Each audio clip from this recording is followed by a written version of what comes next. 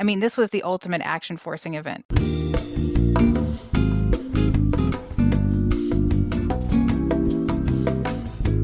Hey, how you doing? Welcome to Garden Fork Radio. My name is Eric. This is the Eclectic DIY Podcast. I have this podcast and a YouTube channel called Garden Fork. Today we're with Nicole. We're going to talk about electric cars in the cold, work from home malaise, and cleaning up your workspace. So welcome, Nicole. Hey, yeah, this is great. We had a little bit of a glitch. My really nice microphone just decided not to work. So I grabbed a pair of earbuds. Oh, actually, you sound great, so no worries. So, Eric, you sent me, we kind of had a little behind the scenes or whatever, text chain chat about these articles that have been coming out in the news since it got super cold that all the EV cars won't work. And my first instinct was like, I think that 90% of the Norwegian fleet of all cars in Norway are electric. So there's a solution. Okay. Like, it's cold in Norway, just FYI. So our EV, I was worried about it too. So Brent got out the manual and read in the manual, if it is 13 below for more than 5 days, then the battery could freeze. But you just need to put a battery blanket on it if it gets that cold. Now, DC, it got down. I mean, it did get cold. It got down to 20 degrees. It's very cold for DC. But even that, I expected us to lose a lot more battery charge, but we didn't experience that. I mean, we probably lost, like, because of the cold, like 1 day, 10% overnight. But the night that we had the car plugged in, we didn't lose any. Obviously, we were charging. Yeah. Not as fast. Now, what was your experience? In the winter, sometimes I will charge the car to 100%. Usually we charge it to 80%. And my car sat in Brooklyn where it was 20 degrees for 2 weeks. And I think I lost about 4% of the charge. Yeah. So I don't know. The articles about it are so fear-mongery. That's another like annoying thing about them, where the one guy's like, yeah, the Tesla door froze. I'm like, well, that's not an EV issue. That's a car issue. Yes. I've had that happen. We have solutions for that. Oh, what is it, WD-40? You spray in the door lock or like... Yeah, my big issue with this is first, a number of people are like, hey, you can't drive your car in winter, Eric. You know, I'm like, well, yeah, and then this is much like the politics and social media of our lives right now. Someone will throw a hand grenade into the fire of social media, and then they establish the talking points of an issue, and then the rest of us who actually know the real life or the truth about it are trying to refute it, and people won't listen because the first person already embedded in their brain that you can't drive an electric car in the winter. And the short too long don't read answer is, if you have a driveway and you plug your car in at night, you will have no problem. I mean, in Montana, when I was little, when it would get cold, we had to plug in our gas cars. Yes. Right? We had an engine warmer for our gas cars. And then, of course, you always knew, don't run around with no gas in the winter because the water that is inevitably in your tank will freeze. Right? Like, it's not a big deal, guys. No, these are baby steps. I mean, batteries in general, whether in your flashlight or your car, don't work nearly as well in cold weather. So what electric cars do is they actually heat the battery. So you're using the battery to heat itself. And there's a term called preconditioning with electric cars. The different car manufacturers call it different things, but you basically use your app to turn on the heat in your car like half an hour to 15 minutes before you leave. And that allows the car to start warming up the battery and the interior. And the battery is much more efficient that way. You get much better miles per kilowatt. But it's just a simple housekeeping measure.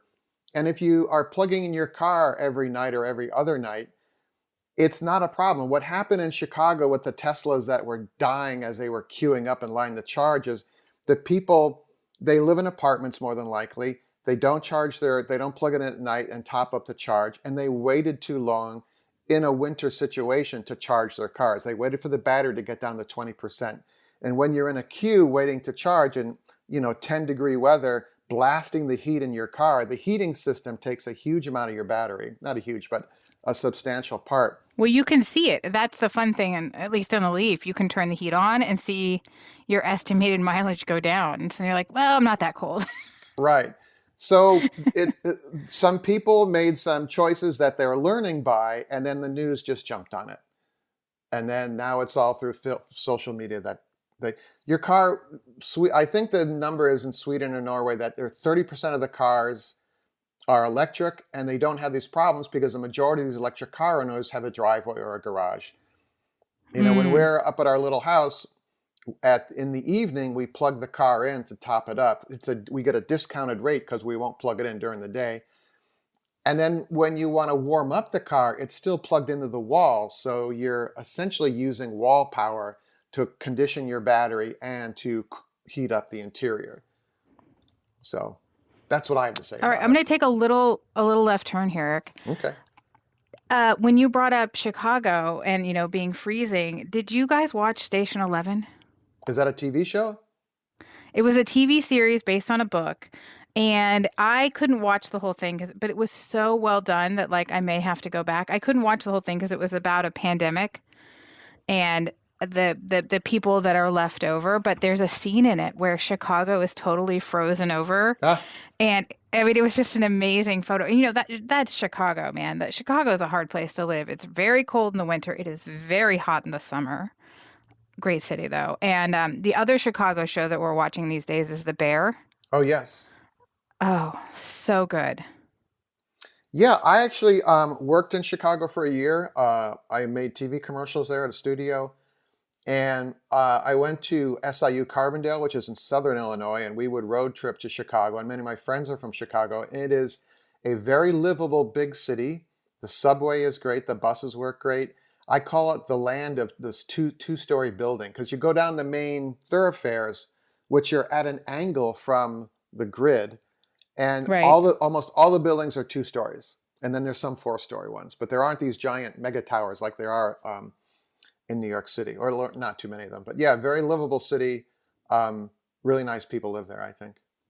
I agree. I'm a big fan. My aunt lives there. She's an actress and theater. Oh, nice. So, yeah. They have great theater there. They have the Steppenwolf Theater. Yeah, no, they have great theater. Although, yeah, it's a hard life. We're just sucking up to Chicago because the majority of Garden Fork viewers live in Chicago, Oh, they do? Yes. Oh my gosh. Well, I worked for a great organization there years ago called the Better Government Association, the BGA. And they were a good government organization. It was my first internship. I got the job because I was from Montana, and I think the executive director at the time liked Montana. And it was a great job. And this is a total tangent, but they had worked on an arson for profit ring in Chicago that happened in the 70s with Geraldo of Geraldo Rivera, Yes. old school, back when he was just a TV guy, like a news guy. And this is one of my favorite stories. I use it with my kids all the time. So Geraldo says to the guy, "Why have 3 of your buildings burned down?" And the guy goes, "Well, only 2 of my buildings burned down, unless you count the other one." And then there were 3. Which frequently that's the answer I'll get from the kids. I didn't eat all the cupcakes. Well, unless you count the other one that was hidden. So yeah, I guess I did eat them all. Yeah. Yeah, I don't keep cupcakes in the house anymore. Yeah. That's smart.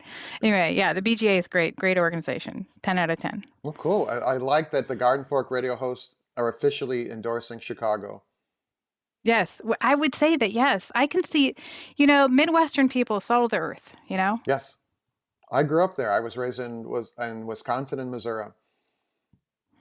And when we moved to Wisconsin, we were from New York City, and the people there just had some stereotype ideas about us. And we're like, no, we're just regular people, Oh my gosh, that's hilarious.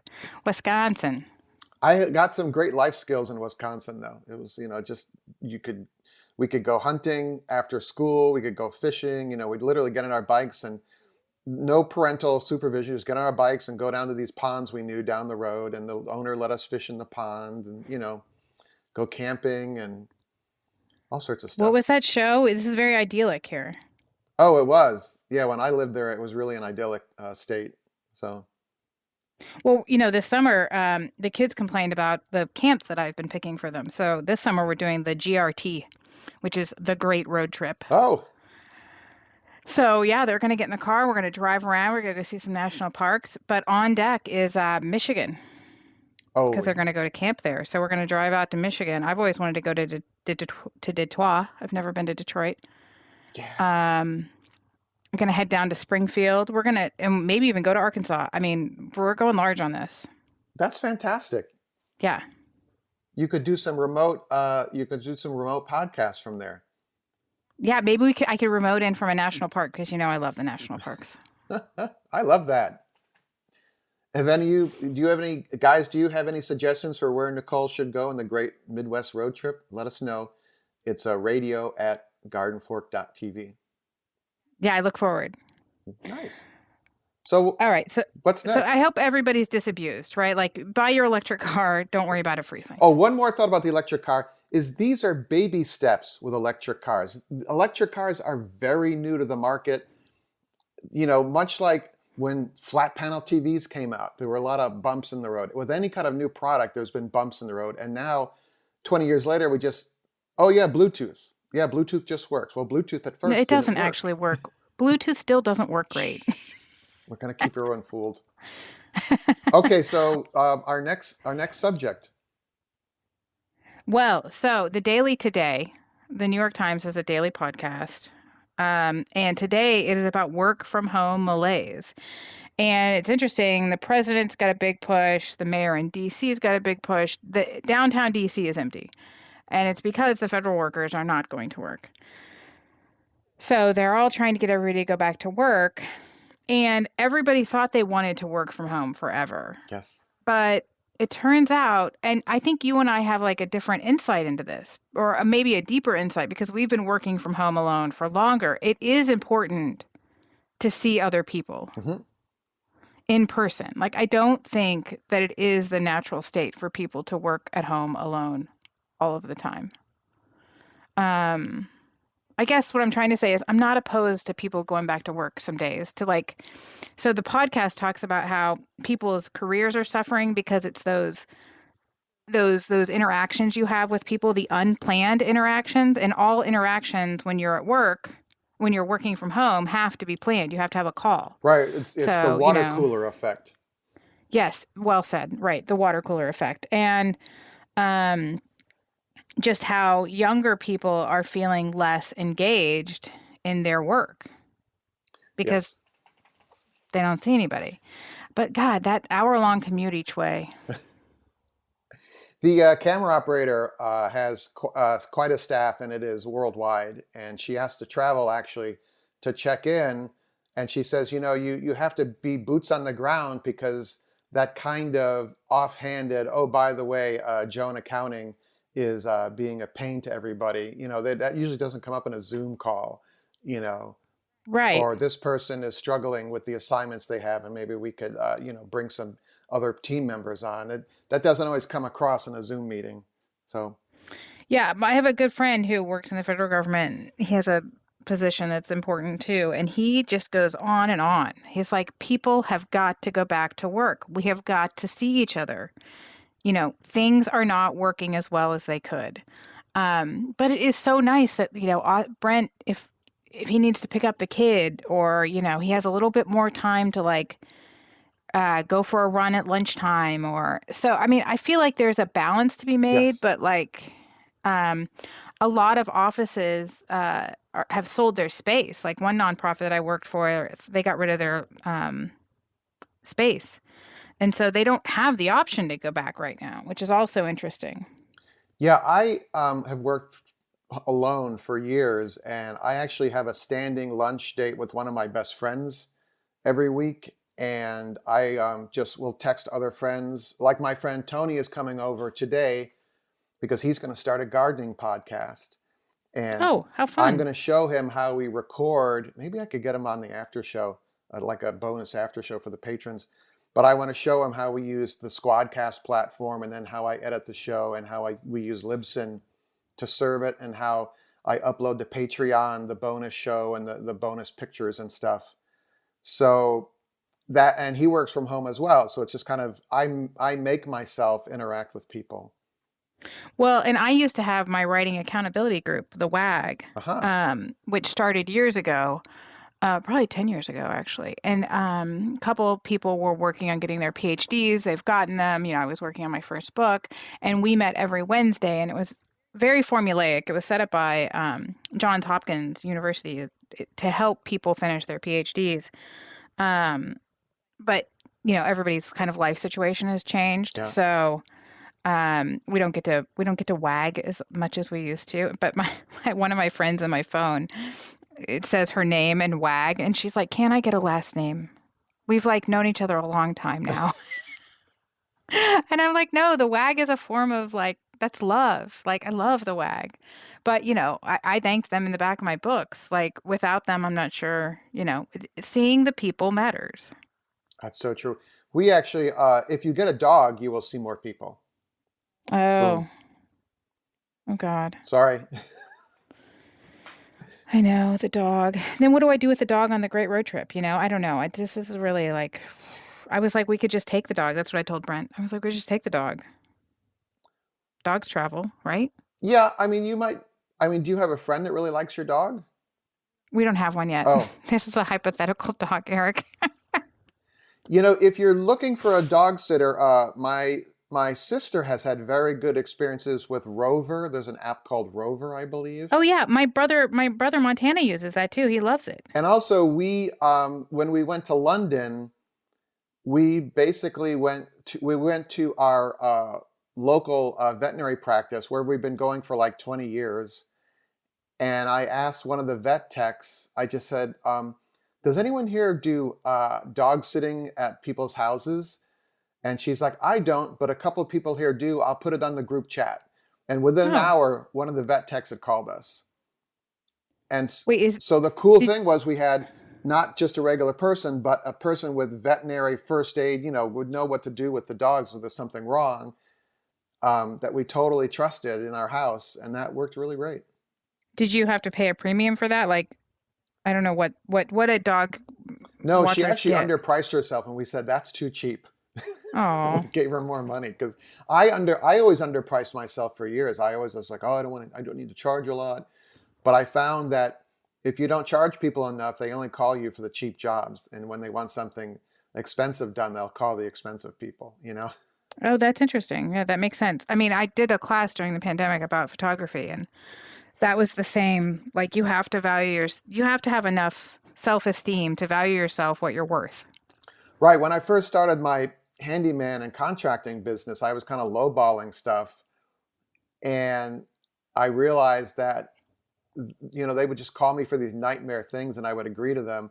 And then I got finally smart and I was just like, they go, I'd walk in and like, even on the phone, they'd say, oh, we have some painting to do. I said, it's $700 a room to paint. Done. And they either said, yeah, come over, or, okay, thank you. But that way you weeded out the problem Right. people. Because, Well, yeah, the people that I mean, I hate to say this, but at the end of the day, weren't really worth our time. Yeah. yeah. So don't cheap yourself out. You are, whatever you're doing, you have value. I mean, Right. I've hired a guy to do tile here. He tiled the one bathroom. And I said, oh, how much is that? He goes, $300. I'm like, no. I said, The that's whole bathroom. $500. Right. And he was like, and I said, look, I said, when you're doing stuff like this, I said, there are only very few of you that will do this in the neighborhood. And he goes, oh, and then he really, I saw the light bulb go off in his head. I said, Good. look, you show up, you're clean, you do a great job, and you should be paid for that. Eric causing inflation in Brooklyn. Well, he has like 4 kids. I'm kidding. I'm kidding. I'm kidding. Uh, all right. Wow, that was a tangent. Yeah, I don't know how we got there. The point is work from home malaise. Good podcast, worth a listen, worth thinking about at least. Yeah, the New York Times people might roll their eyes at thinking it's super liberal, and it actually isn't. They take Democrats to task as much as they take the far right to task.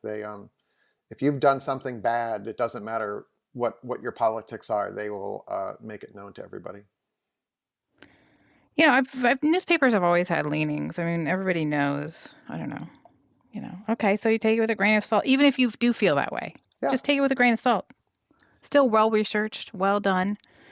Okay, but you know how we bend. Hey, real quick here. I was wondering if you wanted to join the Garden Fork email list. It's more Eric. I don't know if you want that or not. But the best way to do that, if you go to the gardenfork.tv site, there are signups all over the place. There should be one on every page. Also, in the show notes for this show, if you're listening to it in the iTunes app or one of the other podcast apps, to click on the little, I think you click on the little text thumbnail of the show and the notes will pop up and there's a link in there. Or just go to gardenfork.tv and there should be a sign up there. All right? Thank you.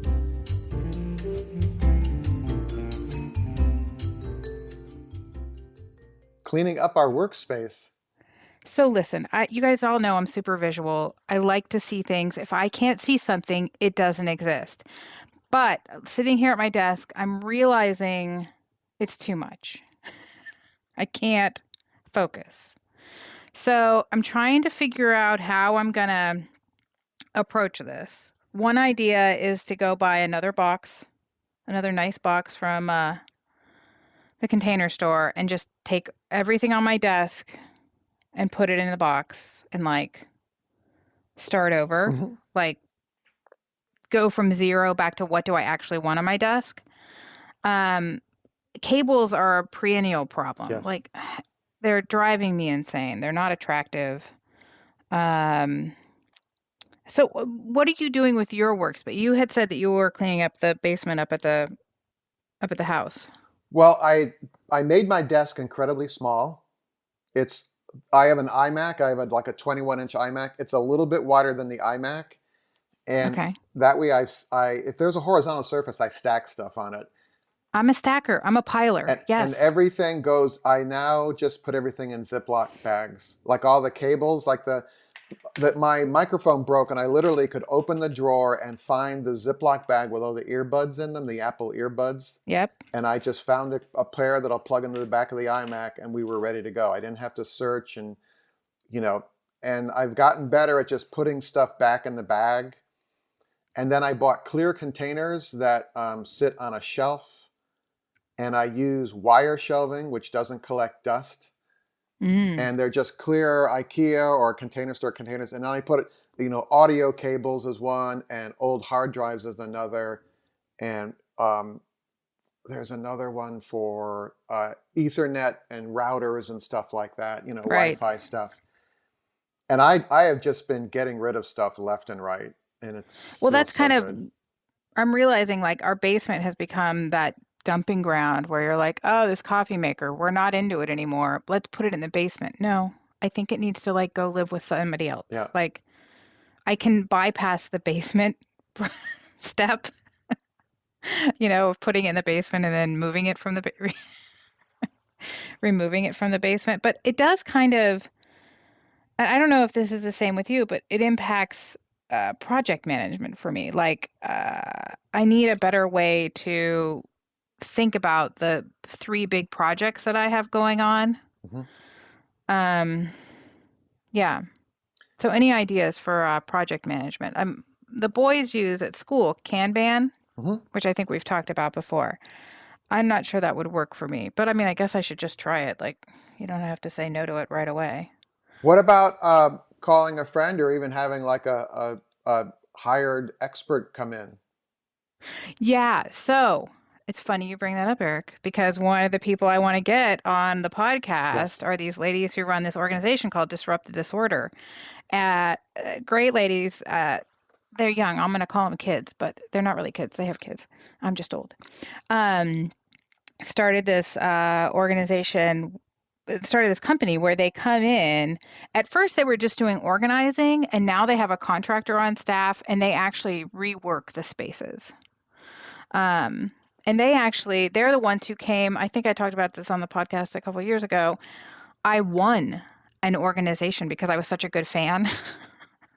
I was such a loyal fan that organized they said they'd, pick a space in your house and we'll organize it for you, or, we'll do our magic. And I picked my basement.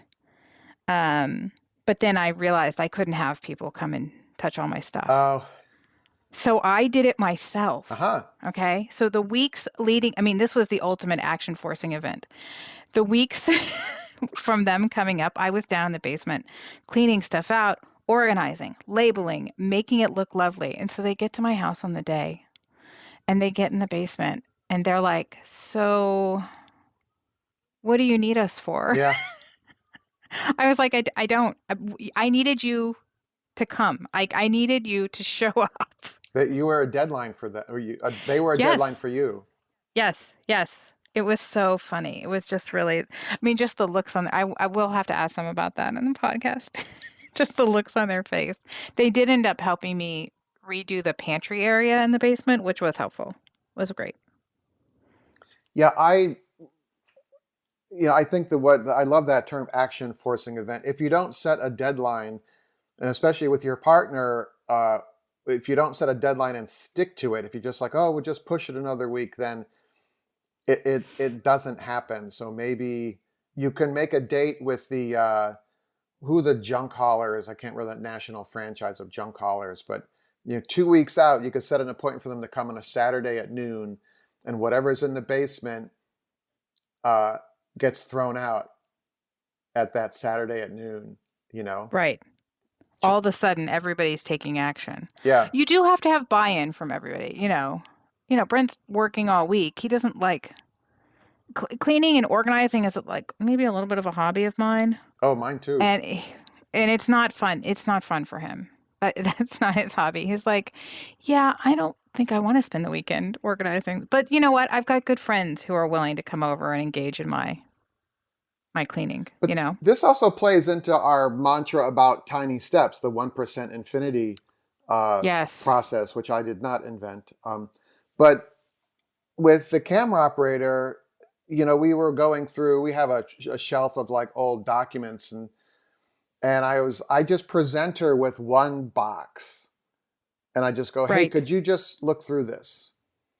And then we found all sorts of really fun photos that we had been, oh, wow, so we found, and we're going to Oh, keep those. But then we realized we had these tax returns from 20 years ago, and we didn't need those. right.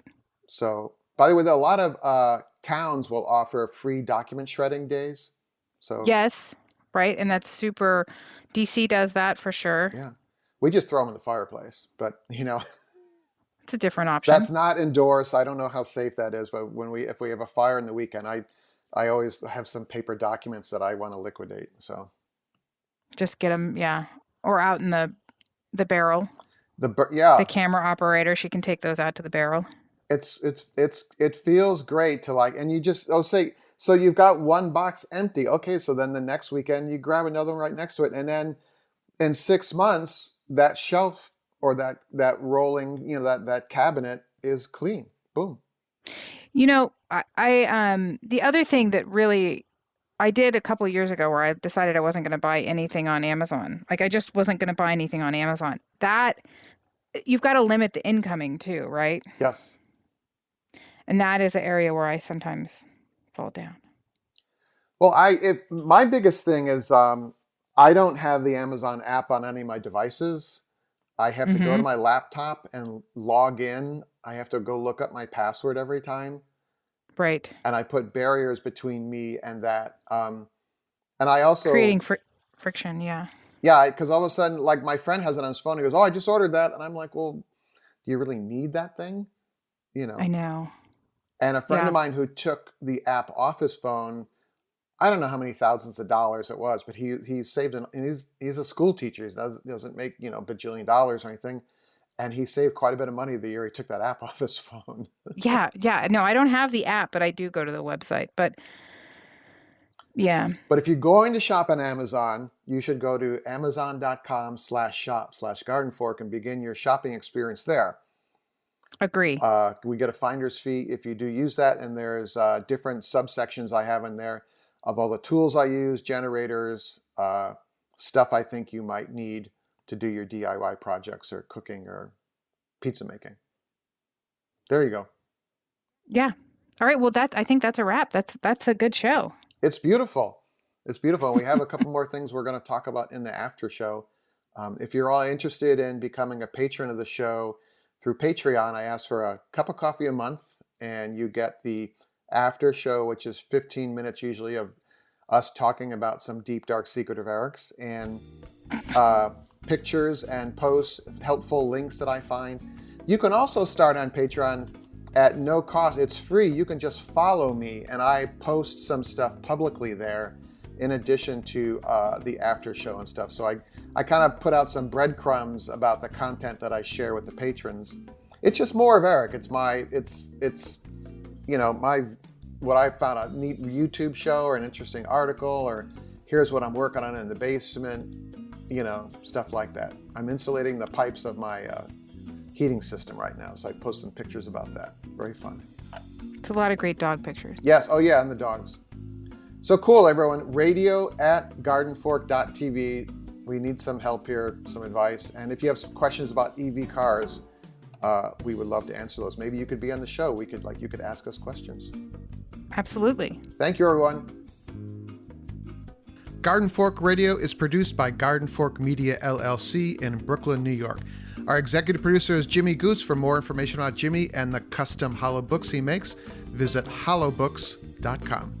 The music in the show is licensed from audioblocks.com and uniquetracks.com.